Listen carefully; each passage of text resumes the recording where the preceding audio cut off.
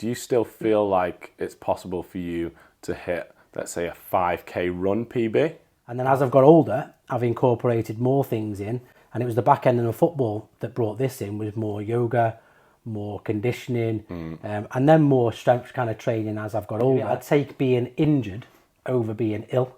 Yeah. From not working out. Hi guys, welcome to the podcast. Today I'm with Chris Lloyd, and we're going to be talking about staying fit and recovery strategies for being 50 and over. Just about. Yeah, just over 50. So you're one of the fittest members in our gym, despite being not the youngest member. Not old, but not the youngest. Politely said so. And actually, even our trainer Sophia said, or Chris is my fitness idol or something like that. So you're definitely someone people are looking up to in fitness. So I just wanted to ask you some questions about what you're doing, your mentality for staying fit. Okay, sure. Sounds good. Let's kick things off with how has your approach to fitness and health changed, let's say, from your 20s through till 50? Yeah, no worries. So I've trained pretty much all my life, like from the probably 18, 19, intensively, probably 4 or 5 times a week. Yeah. And it's varied on what I've done. If I was playing football early on in my career, or my life, I was into sport.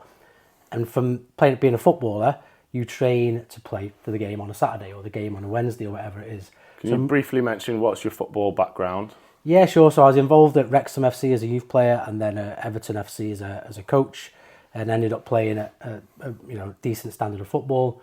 But when you're coaching or when you're playing, you have to always obviously keep fit, ready for that match day. Yeah. And so my fitness goals or my fitness targets were always, how can I be the fittest for the match day? How can I be prepared, ready for the match? Yeah. And so I didn't really concentrate much else. It wasn't I'm going to do weights today because I want to be strong. It was, how can I be fit for Saturday or for the Wednesday game or wherever it was going to be. And then as I changed my fitness goals, if you like, I started doing less football. When I got more into coaching, I had more time to do other things in sport. What age did you retire from your playing? I probably career? stopped playing football mid-30s. I still played a little bit of vets football locally, for into my 40s, but I wouldn't say I did that. That was just on a Saturday every now and again. Yeah. But yeah, when I changed my sport to be more of a triathlon or doing running, I'd obviously train for that. So a specific triathlon training was completely different to my football training, and I actually probably lost a little bit of weight, became a little bit leaner because I was having to swim, bike and run, etc. Yeah.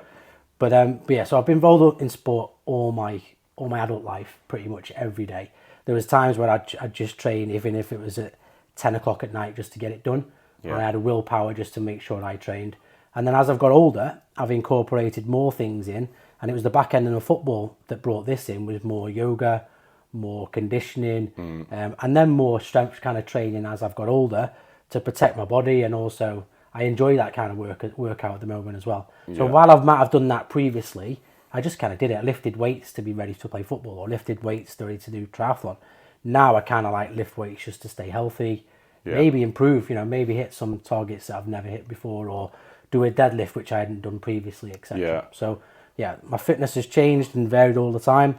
And right now it's probably a mix of a blend of running, yoga, gym, PT work with yourself, classes with yourself, and a real mix of stuff, really. That leads nicely onto one of my other questions, which is, this is actually from one of my other clients, was wondering, do you ever still hit personal bests, even, now, after training for so many years? Yeah, I think I do. I think especially in some of the exercises where I've only recently started doing stuff, like with you in the last couple of years, where we've trained 2 or 3 times a week at times, and we still do that now. For example, my deadlifts, I didn't even do them previously, so I'm hitting personal best in that. Yeah. My bench press, I'm bench pressing with you the other day, was close to what my PB was when I was in my 20s. So I could probably, if my aim was to get to a PB, even at 50, I could probably do it. Yeah. So yeah. And that's on the strength side. Do you still feel like it's possible for you to hit, let's say, a 5K run PB? Doubt it. I mean, my 5K run PB back in the day was mid-20s, was 16 minutes, 20 seconds. I'm not going to be anywhere near that.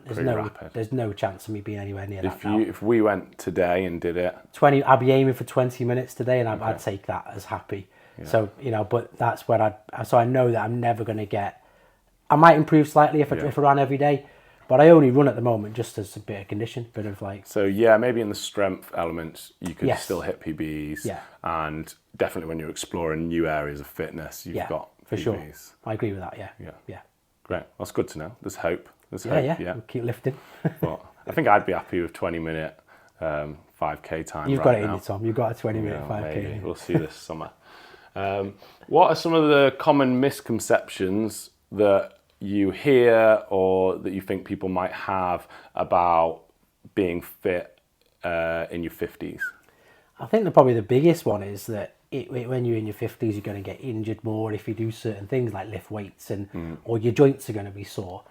And my joints have always been the same level of soreness from my early 20s through football injuries, etc. Yeah. So I think you have to look after yourself outside of the gym as well. So I'm fairly healthy in terms of my diet. It's a plant-based diet now. Moved to that 3 years back. I haven't drank any alcohol for nearly 10 years now. So I look after myself outside of the gym as well. Yeah. But when people say you're going to get injured, you're lifting weights is bad for your joints, or you're going to, running's bad for your knees, etc. I actually disagree with that. I think if you're still doing it, just get through it and just keep going. I don't think there's an issue. I think all sport and activity comes with some wear and some risk, doesn't it? Yeah, I'd pull muscles sometimes when I was 18. I still pull muscles sometimes now. Yeah. I do think the worst thing you can do for yourself is inactivity. I mean, I totally agree. I'd take being injured over being ill. Yeah. From not working out. So not being healthy, not having a cardio. I feel like you need a T-shirt with that on. I'll be injured and not ill. Yeah, I'll be injured. Chris Lloyd, 2023. It's a good line, isn't it? Injured, Let's get it out there. Let's get it. Let's float for the over 50s in brackets at the bottom. Yeah, that might be on the thumbnail. I'd rather be injured rather than ill. But you would, wouldn't you? You want heart disease against. I mean, that's what the ultimate aim of now being the age I'm working out is. To keep training so I can keep going as long as possible, be as healthy as long as possible, so that I can, when I have them, I know I haven't got them yet, when I have grandkids, I can run around with them and play with them and stuff. And, if I'm ill or I'm through not working out, that's no good, is it? That's going to be a brilliant follow-up episode, is staying fit as a granddad. We need to speak to Meg about slowing down about having kids then. Meg, if you watch this, no pressure. But staying fit as a granddad, episode 24. We'll get it on. Yeah, get it in maybe. there. Yeah, in minimum 10 years' time. I actually went to see a physio years back about my back. I'd done some kind of very basic gymnastics, basically ruined my discs in my lower back at a very early age, and he said, what's like a young man like you doing with a spine like this? And obviously there's more, I was taking it to a bit of an extreme with that, but he said, to be honest, I don't want you to stop training. He was like, it's better to live a long life and keep moving and accept some wear on your joints than die at 45 of a heart attack. And obviously it's not a guarantee, like things can happen, but he had the same opinion. He wasn't even telling me to stop. He was like, be sort of careful, but if you're enjoying, he didn't even tell me to stop playing American football, which was, he just knows that for some people, inactivity is the worst case scenario. Yeah, I totally agree. I mean, I think we've worked, haven't we, the last few months pretty much on injuries that I've currently got. And of course, some of them have been through sport, but we're working around it and we'll keep training even if I'm injured. I also think about that myth about 50s is people who say that perhaps don't enjoy working out, whereas I do.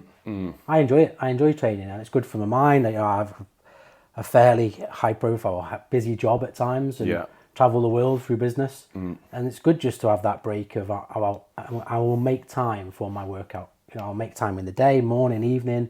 I'll make sure I get something done. That language is perfect. Making time, trying to find time is just the worst thing you can try and do. Try and find time for something within a busy life. One of my questions was actually also going to be, how do you, find or make time? I guess you've answered it, you make time, but how do you get time for fitness when you've got such a busy work schedule? I know you travel to South Africa, India a lot with work. It seems like crazy hour changes. So how do you personally manage to keep on top of your health where others might not be able to do that or might not have been as successful doing that?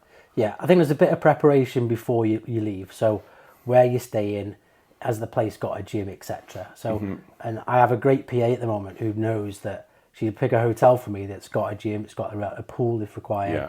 It accommodates a vegan or plant-based diet so that I can get the right nutrition or the right food as well. I used to view food as a fuel, now I view it as food. So she chooses the right one, and so that a bit of preparation before you go, making sure you got access to stuff, and then packing all your stuff. So I think I'm packing all my running kit and I'm packing all my gym kit, and then I'll pack my work clothes around it. I'll fit it in my bag. But I think, why should I take, if I don't use it when I'm there, it's pointless. So I think from that, my mentality is wherever I'm going to go and stay, I want to work out, I want to do something. And even if it's just go for a run, I'll do that and I'll make sure I fit it in. And it might be like when I get to Cape Town or India or the US, wherever, it might be in meetings all day, but I'll be in the gym at 5:30, 6 o'clock in the morning to make sure I get it done. So you're not leaving it to chance, you just preparing ahead, make sure where you're going. Yeah. The only thing I don't do at the moment, and I used to carry a lot of protein shakes and stuff with me. I don't do that anymore. I used to be like, well, watch a beep, I'd have a protein shake, and I'd be doing it religiously. Now I don't carry them with me now. if I need them, I'll find somewhere local where I can buy them, because just carrying all that around is too much stuff at times. So perhaps I've relaxed it a bit, but it's still a lot of preparation. How's your nutrition changed? Maybe your attitude and what you're eating throughout 20s, 30s, 40s, 50s. What's changed for you? Well, more recently, the move to the plant-based diet. That's definitely had a big impact for me. And I did it just because I wanted to come off some medication I was on after a heart incident through an Ironman event.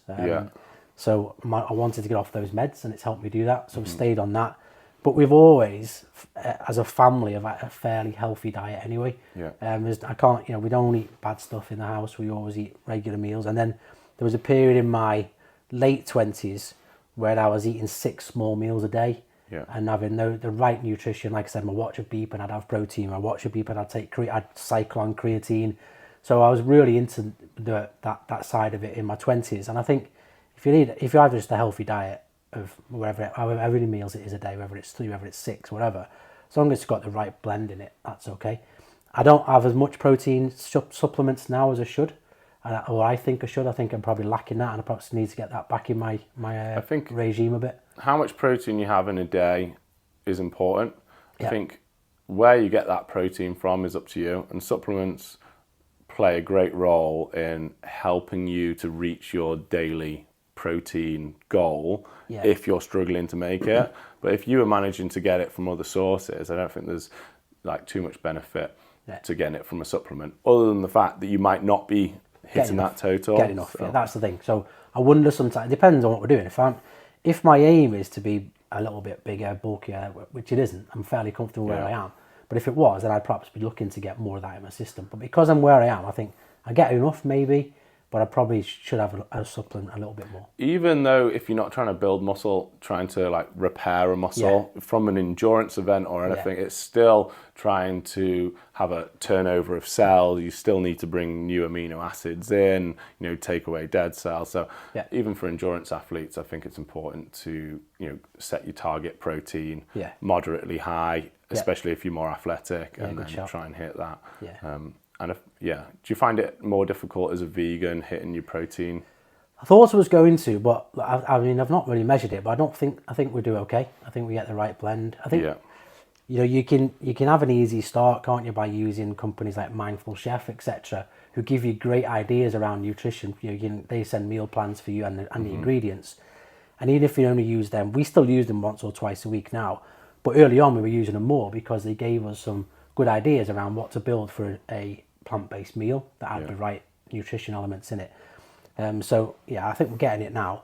I think another thing that really helped was me not drinking for 9 or 10 years, and I just didn't want to drink anymore. It stopped, and I think not having that alcohol in your system is a big thing. It throws your nutrition out. It's not always the alcohol itself, is it? Sometimes it's like the after effect. The day after, or you're just going for what's convenient because you're tired and lethargic.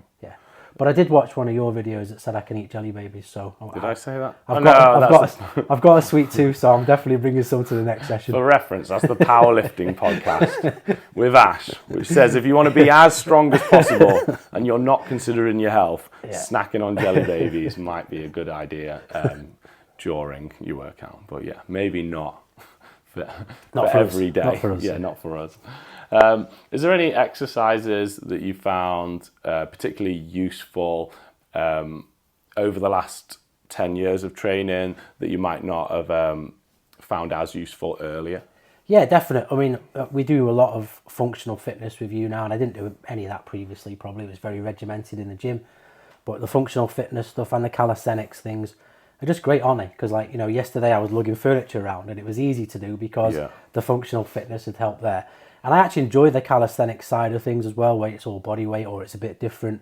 And as you know, we've got a gym here and the CrossFit rig outside. I enjoy all the hanging from the bars, using the rings, the gymnastic style stuff as well. So you do more functional exercises now than you used to? Oh, miles Did you have more of a bodybuilding focus early? Yeah, it was pretty much... Or just style, not focus? Yeah, it was pretty much like, you know, it would be... Monday it would be upper body, and it would be very, you know, typical bench press, shoulders, biceps, etc. Tuesday will be a run. Wednesday will be lower body. Thursday will be a run. Friday will be back to upper body, run again. I might have one day off a week, which is... I've always had kind of one day off a week-ish. Still have that now, roughly. Almost. Roughly, yeah, I have that. And that was it. So it was very regimented. And it got a bit... You know, it got a bit the same, I would say, some of my stuff. But it kept me going for, you know, in my 20s, I was fairly fit, so it kept me going. It was okay. But now, the mix of stuff we do, even blending in yoga, blending in Pilates, I enjoy it all now. You know, and again, going back to when I'm away, I always carry yoga stuff with me. So if there's no gym, or there's at worst, I'll leg it to a yoga class. Or I might train in the gym in the morning and go and find a yoga class in the afternoon or the evening after work. And that's interesting because you're mixing with people you perhaps don't know, you're not trained with at all. Some of them are fun, you know, to chat to as well, and you get to know people. So you're probably doing less volume on just one area per workout, spreading it out a little bit more over your muscle groups. So you're doing basically larger movements, getting a bigger variety done per workout. Yeah, and I think I'm probably stronger for that now as well. The kind of stuff we do, whether it's, you know, push-pull type stuff, I think I'm getting stronger from doing those sessions. I think that's quite common for people's transition as they get older, or maybe just as they get wiser with training. As you start off with chest on a Monday, you know, you might do like 16 to 20 sets on your chest, when really you probably would have, after 10 sets, it's all diminishing returns. Then you might do back on a Tuesday.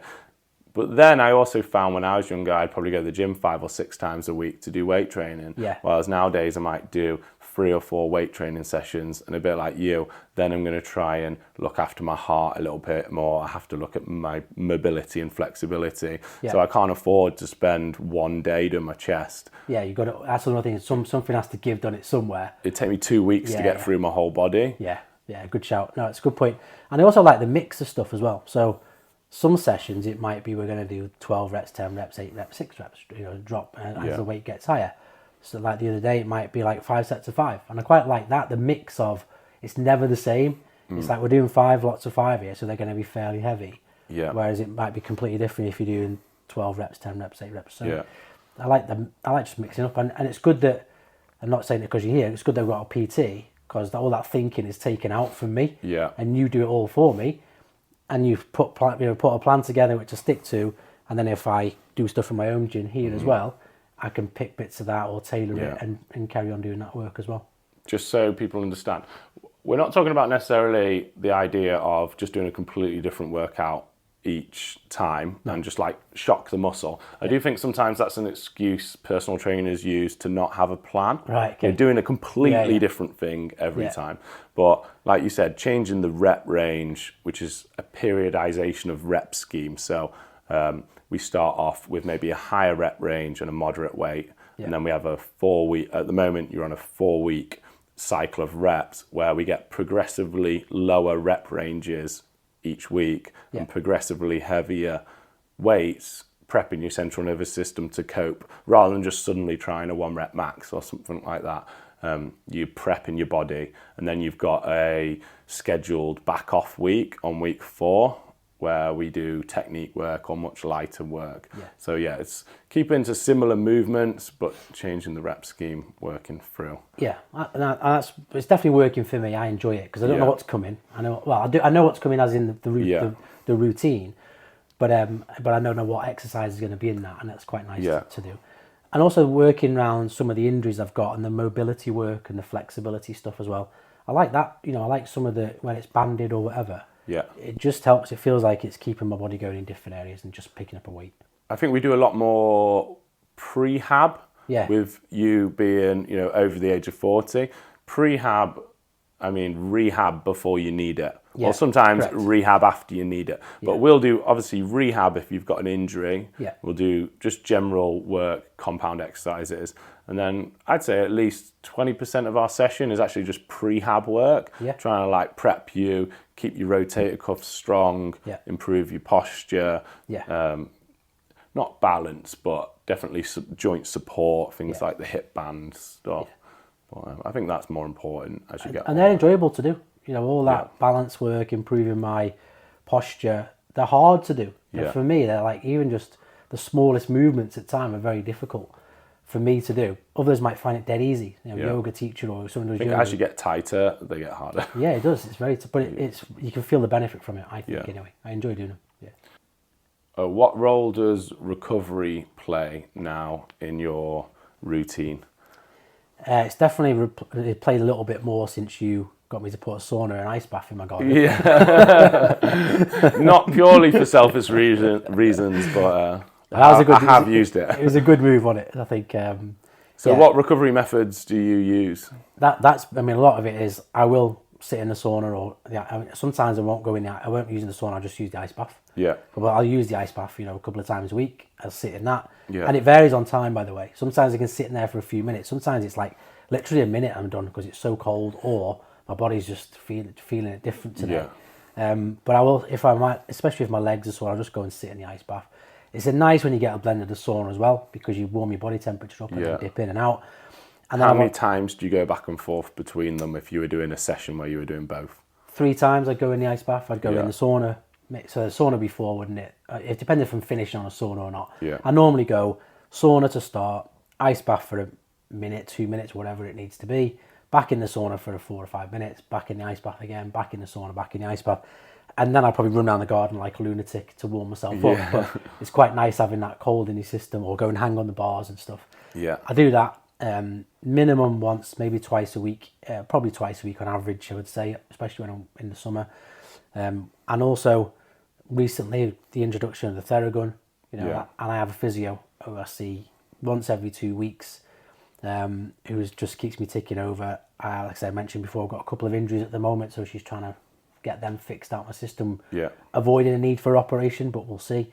And then I have a sports masseur who I go to not as often as I should probably. At one point I was going once a week, now I probably go once every 3 or 4. Yeah. But I think the combination of those does help. Otherwise I'd be stiff as anything. Yeah. So you got your sports massage, bit of physio, hot cold therapy. Yeah. You quite big on your nutrition, you have a few supplements and things like that. You just showed me you've got a customized, I guess you call it a vitamin and mineral stack. Yeah. You use some, it's not whey powders, but you use some protein powders is it pea and soy based? With the vegan. So do you feel like you did that much earlier in life, or do you do more of it now?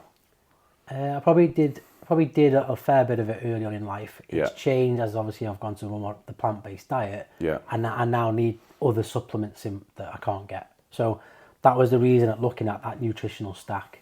And I get that. It just comes as a 1 tablet with 7 vitamins or minerals in it, which is perfectly blended for me. And you can change that as you go, depending on your age, depending on what you want to achieve. So that helps. But I've always had some kind of supplements in there. But as part of my recovery, those supplements will help as well as protein and stuff, etc. Yeah, the whole package. Yeah. Have you got any advice for anyone that's 50? Let's say they're in their 50s, they're nervous about getting into training. Where do you think they should start? I mean, probably a good one is the classes. People have, if you're afraid to go in, and I see it. I spoke to a girl actually last week, and she was scared to go to the weights machine in the gym that she goes to because she's intimidated by guys being about and the big weight and how do you use it. Yeah. And it was just a Smith machine. It's fairly simple to use. But so if you're intimidated about going into weights, then small classes, the likes of stuff you do, they help because they're a functional fitness class and there's a mix of weights in there, there's a mix of cardio in there. Plus also they'll get taught on technique in a group environment where we'll all help each other. So, you know, your class the other day, one of the girls asked me something and I guided her around how to do certain things. And I think some kind of small group class. that would be the one, yeah. I mean, if you can afford it and you want to go straight into PT, Yeah. PT is a really great one to do, isn't it? Because you're going to get guided technique on everything, and that will give you the confidence then to go into doing it by yourself or going into a class where you feel like you know what you're doing. But I think, you know, going into classes are just, they tick every box because you. I think most cities now will have like something that's halfway between your standard commercial gym class and personal training. Well, it's usually would be called like semi-private group training, or it might be called, you know, functional fitness. A good CrossFit gym can be good, but you know, you have to be careful who the coaches are sometimes, just like any gym, I guess. Yeah, and I've been to CrossFit a few times and I enjoyed it. I think for me, you've seen the way I train. I'm quite strict in my technique, or try to be. Quite slow in my movements. Yeah, which is good most of the time. Most of the time, yeah. But so CrossFit didn't really suit because they want to throw weights. So there's quite a lot quick. of there's a lot of racing. In a lot of gyms. Yeah, and I'll race them cardio, no problem. You know, if it's a run or a push up and all that stuff, I'll race them. But when I'm lifting a weight, I just want to be careful with my body because I know that I potentially could get injured if I chuck a weight around too quick. So when it's anytime weighted stuff, I'll take my time. But other cardio wise, and I've got no issue in challenging anybody. I think you'd have no issue beating most people. We'll try, give it a go. Well, thanks for coming on. That was great. Hopefully, maybe we'll get you on when you're a granddad. Get episode 10 years. 2. Yeah, 10 years. no sooner, Meg. But maybe we could do some of the recovery stuff now. My body needs it. But, cool. Yeah, Let's do it. See if we can get some clips of that. Thanks a lot. Hey guys, welcome. You see all my outtakes.